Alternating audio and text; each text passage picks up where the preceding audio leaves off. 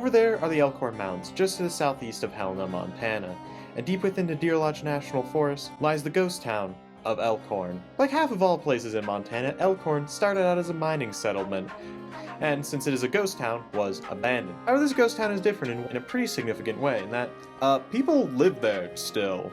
That's right, Elkhorn is on the census. In fact, in the 2020 census, it had a population of 12. Okay, so not a lot of people live there, but that's why I call it the half-ghost town. Because there is a ghost town here, with 2 of the original buildings still fully intact. They're in rough shape, but they're intact. And then there's just a few modern buildings. Granted, modern might be a bit of a stretch on some of these, but there are people living here. It's a pretty nice view. I can see why you'd want to live here.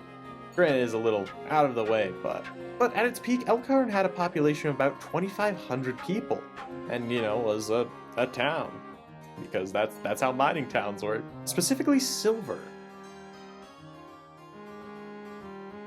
There's 2 buildings intact from the original towns, and you're actually allowed to go in them, I think. If you're not allowed to go in them, they don't call them public buildings, and have a lock on the outside that can be opened from the outside. This building is Gillian Hall, but yeah, there's not a lot to say about the inside. It's an abandoned building. This feels like the type of place they do some kind of demonstration in the summer, but it's just an empty building with 1 chair. At least this one is. Maybe the other one is a little bit more interesting. And it is. You know it is, because there's now like a theater or something, This building is the fraternity hall.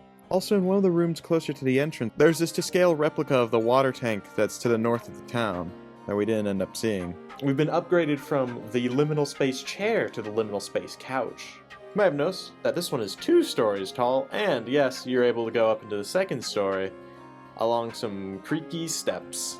And this top one looks like a classroom, maybe? I don't know. It's just a big room.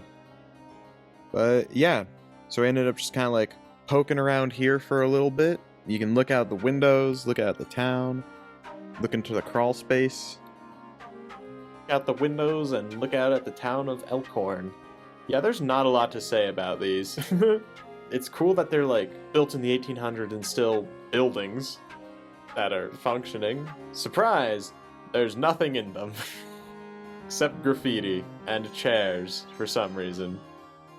Now, I'd actually been to Elkhorn once before in the winter, so we weren't able to go past the end of the main street in town. We decided to go up this road and to see the Elkhorn Cemetery. In order to get up to the cemetery, you take this dirt road that overlooks the town, goes up a hill into the forests, and just outside the cemetery, I believe this is the grave marker for the first person who died at Elkhorn. Then you shimmy through this little triangle gate thing here that's kind of narrow, and then you're in like this hillside cemetery. Much like the town of Elkhorn being a ghost town but having people live in it, this is still an active cemetery. In fact, one of the graves was not filled in. That makes it sound like an open hole, but it just like the death date hadn't been filled in yet. So someone is still planning on being buried here. There was a bit of a gap, which I believe there's also a bit of a gap in terms of when people lived in Elkhorn. I believe it was abandoned, and then people came back to it. Because, like, if you want to escape the big city life, you're not going to start 100% from scratch. Yeah, we then walked around this cemetery and looked at all the gravestones, and there's some quite elaborate ones here.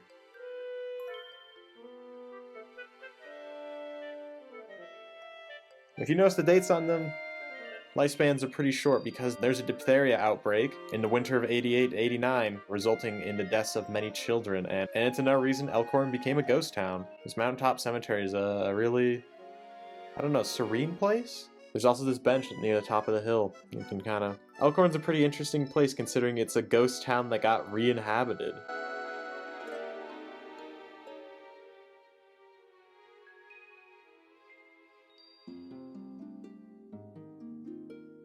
Also, there was this gravestone just labeled Mother.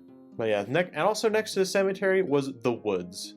All of the woods is a forest, but not all forests are the woods, if that makes sense. These are the woods children were warned about in European fairy tales. I mean, not even quite, but you know.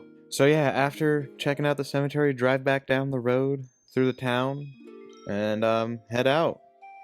Also on the way out, we saw a moose just running down the road. That was pretty cool. You don't see that every day. And also, whatever this bird is. So yeah, thanks for watching. Like and subscribe, especially if you want to see some more Montana stuff. There's going to be a lot of that this year, hopefully, some more Goshen Man. In the meanwhile, check out another Goshen Man video, or some of my other content, or the other Ocean Man social medias in the description. This has been Goshen Man, the half-ghost town. For those who stuck around, I actually came to Elkhorn as part of a bigger video I'm making. So towards the end of the year, I hope you'll watch that bigger project when it comes out.